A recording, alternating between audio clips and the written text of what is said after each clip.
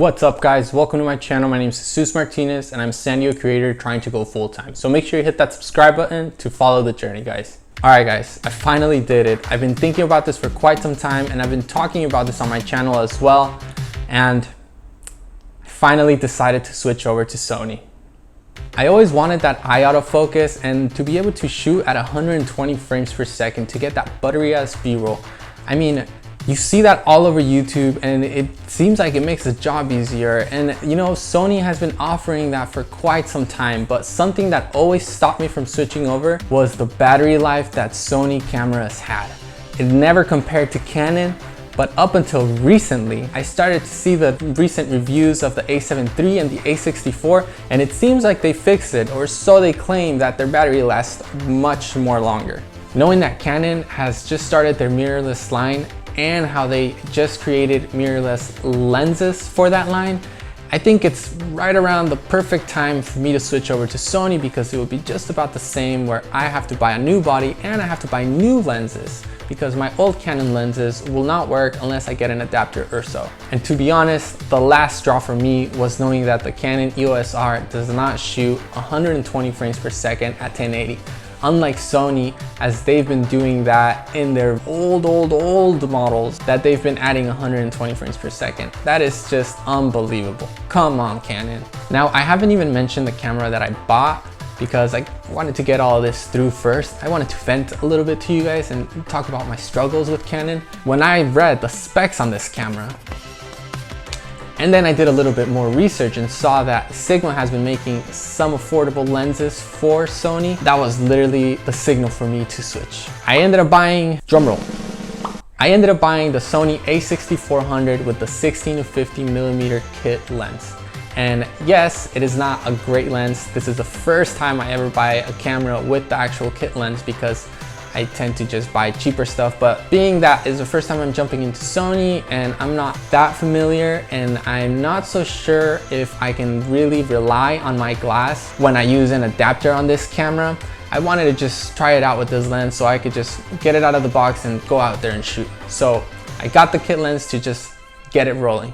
I also got a 30mm 1.4 Sigma, which I cannot wait to use at 1.4 aperture. It's gonna be freaking amazing. And I ended up getting the MC11 Sigma adapter, which hopefully it'll work well with my Sigma 1750 because that will save me a lot of money, as the Sony line, similar one, costs way too much. I wanted to make a simple unboxing of my first impressions, as I've never shot this camera, I've never used a Sony camera, and I really don't know what to expect. So let's get it going. All right, so starting off, this thing is super small. I mean, this box is like half the size of my Canon 80D's box. All right, and like always, a bunch of manuals and warranties. I don't know. All right, it comes with a really tiny, really dope alpha strap. I never used this as well, not gonna lie. And this is the battery. Jesus.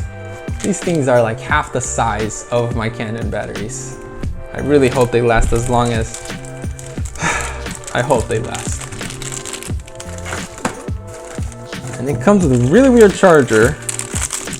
I don't think I've ever used a charger like this, but we'll see how it even works. I guess I will use the manual. Camera comes with a really small eyepiece, which is weird. This thing's usually on the camera, but okay, for the best part.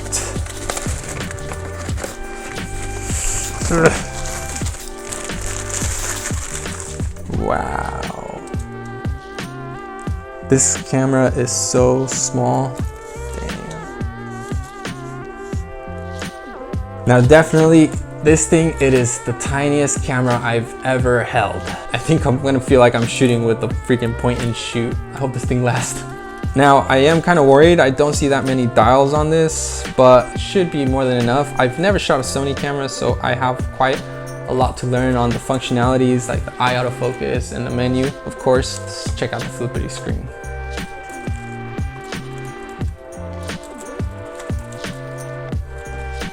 Oh, this is pretty cool.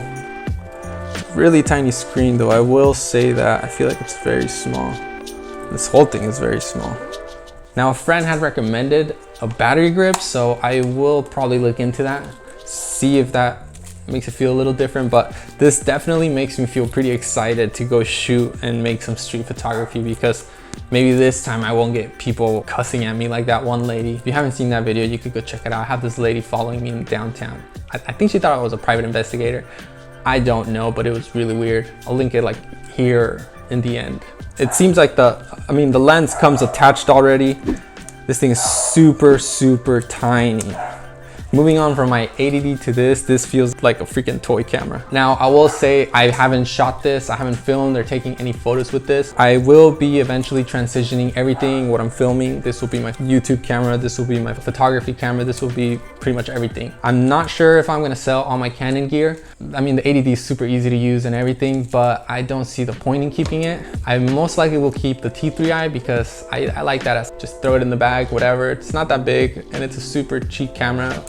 I mean, I wouldn't worry too much if I were to go to Mexico or somewhere and lose it. It's not a big loss. And it seems like you guys really like those videos when I make it with older cameras, just to show what you guys can make with really cheap stuff. So I'll probably keep the T3i. Definitely subscribe to the channel if you guys want to see my future content. Everything will be shot on the A64. I will have photos and more videos to show you guys of what this camera is capable of doing. So definitely stay tuned on that. All right guys, so that was just my simple thoughts on why I switched to Sony and why I ended up buying this A64. The camera came in at about $900, right around there with the kit lens. And like I mentioned, that is just, I think that's even cheaper than what I paid for my 80D, which is literally absurd. I think the 80D is going for $700 still, and that is like a huge difference in the capabilities of both of these cameras. So again, I will be making a lot of content for this, so make sure you subscribe to stay tuned for it. And I hope you guys liked it. And if you guys have any questions, comments, whatever, drop them down below. If you guys want to check out my work, it's @WidowVisuals. Let me know what's up, and see you guys on the next video.